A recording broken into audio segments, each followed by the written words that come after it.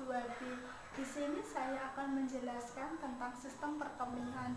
Sistem perkemihan itu sendiri adalah sistem organ yang memproduksi, menyimpan, dan menguraikan urin. Fungsi sistem perkemihan yang pertama, mengatur volume cairan dalam tubuh. Yang kedua, mengatur keseimbangan osmotik dan mempertahankan ion yang optimal dalam plasma atau elektrolit. Dan yang ketiga, mengatur keseimbangan asam dan basa. Yang terakhir adalah ekskresi sisa-sisa hasil metabolisme. Di sini saya akan menjelaskan beberapa organ yang ada di dalam sistem perkemihan.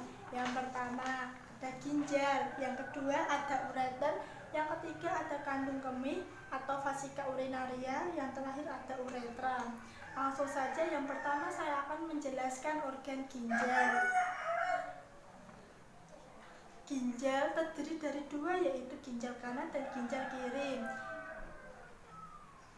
Ginjal kiri lebih tinggi dibandingkan ginjal kanan. Setiap ginjal terbungkus oleh selaput tipis yang disebut kapsula renalis, jaringan berwarna ungu. Lapisan ginjal terbagi menjadi dua, yaitu lapisan luar dan lapisan dalam. Lapisan luar disebut korteks dan lapisan dalam disebut medula. Fungsi ginjal antara lain, yang pertama, pengeluaran zat sisa organik, contohnya urea, asam urat, amonia, serta produk penguraian hemoglobin dan hormon. Yang kedua, penguraian zat racun, contohnya obat-obatan, zat kimia asing, zat aditif pada makanan. Yang ketiga, pengaturan keseimbangan konsentran ion-ion penting dalam tubuh, contohnya natrium, kalium, kalsium, magnesium, sulfat, dan fosfat.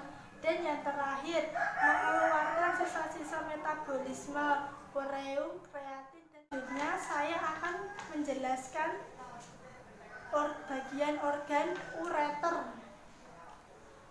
Ureter terdiri dari dua pipa yang masing-masing bersambungan dengan ginjal dan kandung kemih.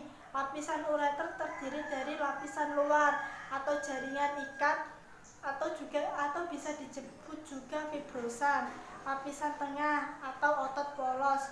Fungsi ureter itu sendiri untuk menyalurkan urin ke dalam kandung kemih. Yang ketiga, saya akan menjelaskan fasika urinaria atau biasa disebut dengan kandung kemih, sebuah kantong dengan otot yang mulus berfungsi sebagai penampung air seni yang berubah-ubah jumlah karena kandung kemih dapat mengembang dan mengempis. Lapisan kandung kemih ada 4. Yang pertama, lapisan sebelah luar atau disebut dengan peritoneum. Yang kedua, tunika muscularis atau lapisan otot. Yang ketiga, tunika submukosa. Dan yang terakhir, lapisan mukosa. Proses terjadinya miksi atau keinginan buang air kecil. Distensi kandung kemih kurang lebih 250 cc. Kemudian mengalami refleks kontraksi pada dinding kandung kemih, yang kemudian relaksasi sphincter internus, kemudian mengalami relaksasi sphincter externus. Selanjutnya akan mengalami pengosongan pada kandung. Selanjutnya saya akan menjelaskan bagian terakhir, yaitu uretra. Uretra adalah saluran yang menghubungkan kandung kemih ke bagian luar. Fungsi uretra tersendiri sebagai saluran pembuangan baik pada sistem kemih atau ekskresi dan sistem seksual pada pria. Berfungsi juga dalam sistem reproduksi sebagai saluran pengeluaran air mani. Uretra pada wanita panjangnya sekitar 2,5 cm sampai dengan 4 cm, terletak antara klitoris dan pembukaan vagina. Sedangkan uretra pada pria lebih panjang, yaitu sekitar 20 cm, berakhir pada penis. Sekian video dari saya, kurang lebihnya saya mohon maaf. Wabillahi taufiq wal hidayah. Wassalamualaikum.